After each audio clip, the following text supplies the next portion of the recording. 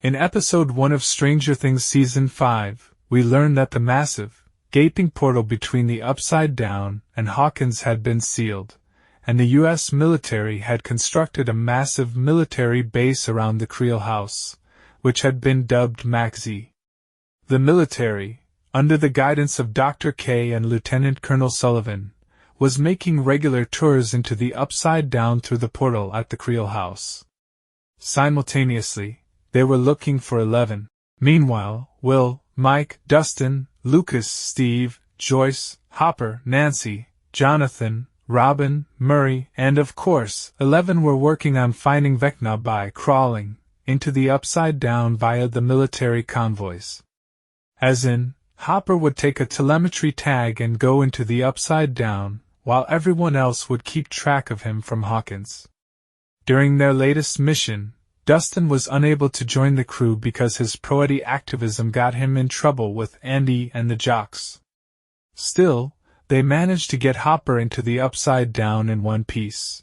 Well, he was injured after a Demogorgon attacked the convoy, but he was fit enough to continue the mission. That said, while everyone was focused on getting into the Upside Down, they forgot to keep an eye on Holly, who was being haunted by an entity named Mr. What's-It. Will's connection to Vecna and the creatures of the Upside Down did allow him to see the attack on the Wheelers. However, by the time anybody could get to the Wheeler household, a Demogorgon ripped a portal inside Mike's house and targeted Holly. Was Holly dragged into the Upside Down? Let's talk about Episode 2 of Stranger Things Season 5 to find out. In Episode 2 of Stranger Things Season 5, Holly is dragged into the Upside Down by a Demogorgon while Ted and Karen are grievously injured. Nancy and 11 are the first to reach the Wheeler house, and they notice that the portal that the Demogorgon had used hasn't fully closed. So far, they had been relying on the portal at the Creel house to go into the Upside Down and search for Vecna. But since they have one right in front of them, they don't want to lose the chance to access the Upside Down. So, Nancy tells 11 to go through the portal. 11 hesitates, because she rarely does anything without Hopper's permission. However, since Hopper is already in the Upside Down and in need of some backup, 11 chooses to go in before the portal closes permanently. Mike and Lucas reach the Wheeler household. They call in an ambulance, and Karen and Ted are taken to the hospital for immediate surgery because their wounds are pretty severe. While waiting for an update on her parents, Nancy kicks herself for not taking the necessary precautions to avoid this scenario, even though Vecna had hinted that her family would be punished. Mike tries to pacify her, but it doesn't work. Lucas posits the theory that this wasn't Vecna's punishment because, usually, he doesn't hold back. If he truly wanted the Wheelers to feel his wrath, he would have killed Ted, Karen, and Holly. Him injuring the adults and kidnapping a child must mean that he is working on something nefarious. Lucas reminds the Wheeler siblings that this is exactly what had happened with Will. Vecna sent a Demogorgon to kidnap a child, possessed it by pumping it full of slugs and Lord knows what else, and then sent it back to Hawkins to be his eyes and ears. He also points out the fact that Holly's kidnapping has happened very close to the anniversary of Will's kidnapping, and that can't be a simple coincidence. Hence, instead of panicking, what they need to do is connect these dots and figure out Vecna's bigger plan while Hopper and 11 search for Holly in the Upside Down. After that discussion, Lucas goes to Max's room to play Kate Bush's "Running Up That Hill" and pray that she comes out of the coma. Mike, after getting some coffee, spots a copy of Madeline L'Engle's A Wrinkle in Time, and that causes him to theorize that Mr. What's-It is real and has been acting as Holly's guardian angel all this while. Since Holly has talked about this entity only with Karen, Nancy wants Mike to distract the receptionist while she figures out a way to get to her. After a few failed tries, Nancy and Mike dress up as nurse and patient, respectively, and reach the dorm where Karen has been kept. Somehow, she is very much alive. That said, since the Demogorgon had slashed her neck, she is unable to speak.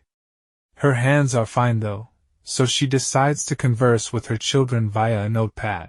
Nancy informs Karen that Holly has been taken to the Upside Down. Karen begins to hyperventilate. So, Mike calms her down and asks her about Mr. What's-It, because he thinks that if they can find him, they can ask him to help them find Holly. The Wheeler household is cordoned off by the military so that the forensic team can collect any and all evidence of the Demogorgon attack. Lieutenant Akers fills Sullivan in on what they know about the incident. Sullivan doesn't believe the part about Nancy being the first one to arrive at the scene of the crime. He thinks that 11 was there too. So, he tells Akers to collect all available surveillance within a 2-mile radius of the house just to check if 11 did come out of hiding for the Wheelers. Speaking of 11, it doesn't take too long for her to come across Hopper in the Upside Down. She informs him about Holly's kidnapping and why they need to look for her before the Demogorgon's trail goes cold. When 11 informs Hopper that Nancy drove her to the Wheeler house, thereby allowing her to access the portal opened by the Demogorgon, he gets angry, because she has clearly revealed her existence to the military, which is something that they have been trying to avoid by using the tunnels to move around Hawkins. 11 says that this was an emergency situation and they had to do what they had to do in order to get to Holly. On top of that, 11 says that there's a chance that Holly has been taken to Vecna. So if they find Holly, they'll find Vecna, kill him, and bring an end to this whole nonsense. 11 doesn't know if that theory is solid, but she wants to continue her search for the Demogorgon instead of bickering about whether the military has found out about her through the CCTV cameras.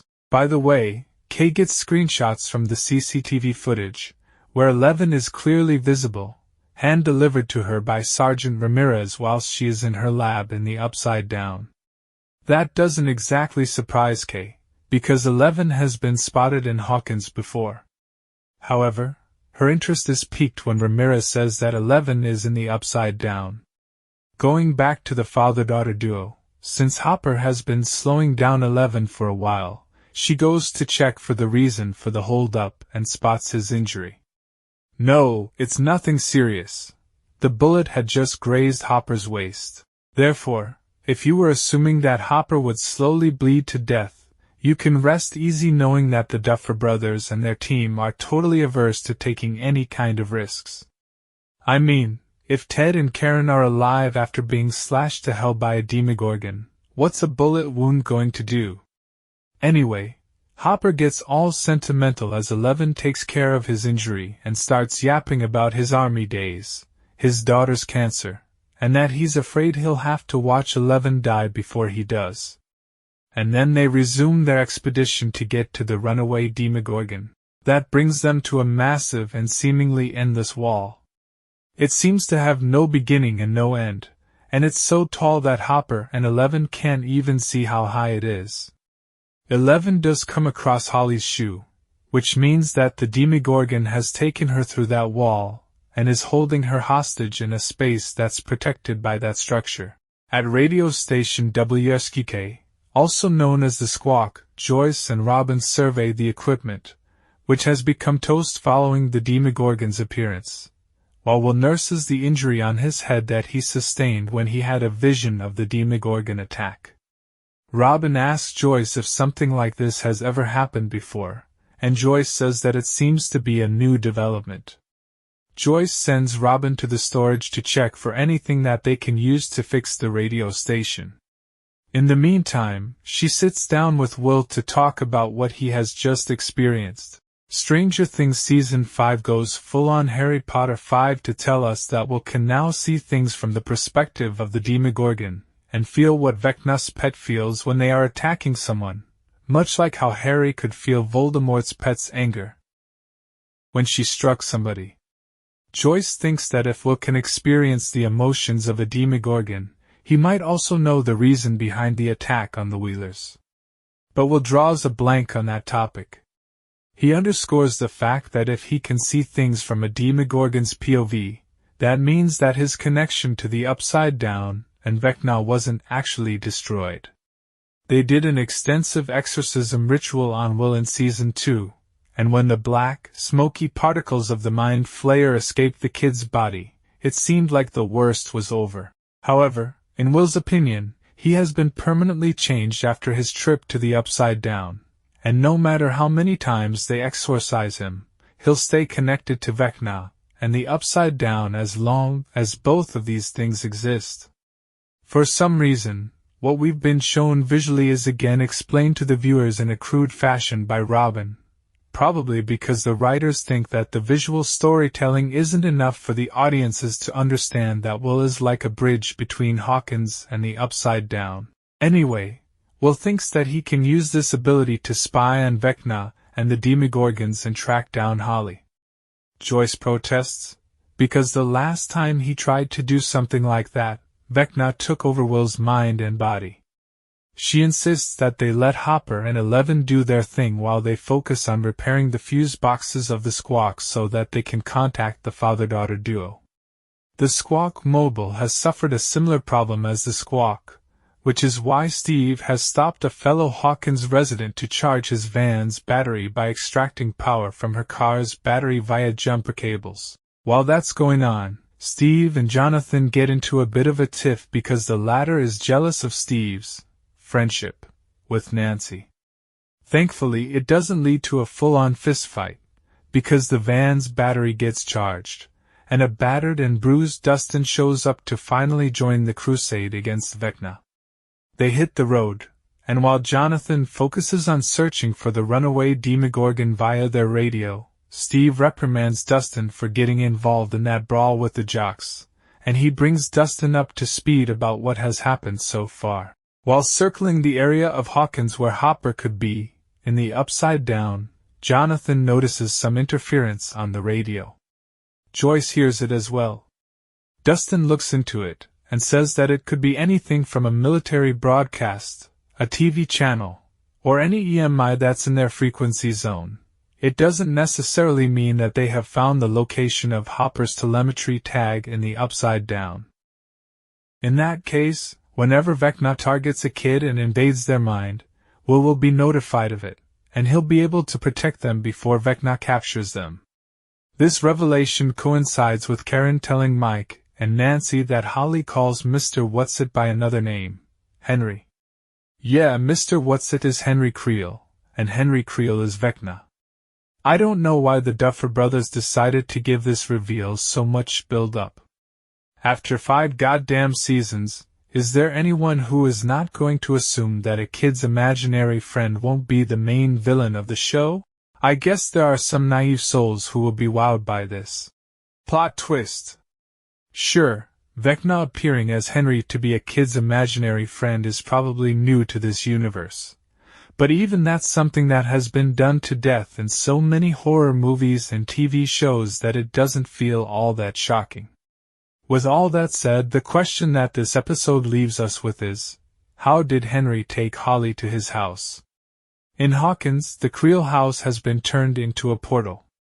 Given how shiny and flowery the Creel house that Holly goes into looks, they are obviously not in the Upside Down. There's a third option, Creel's memory. Yeah, his memories exist as somewhat real spaces that can be accessed via the Upside Down. So, while Holly's body is in the Upside Down, her consciousness is probably hidden in Creel's memory realm. At least that's what I think. If you have any other alternate theories, feel free to share them in the comments section below.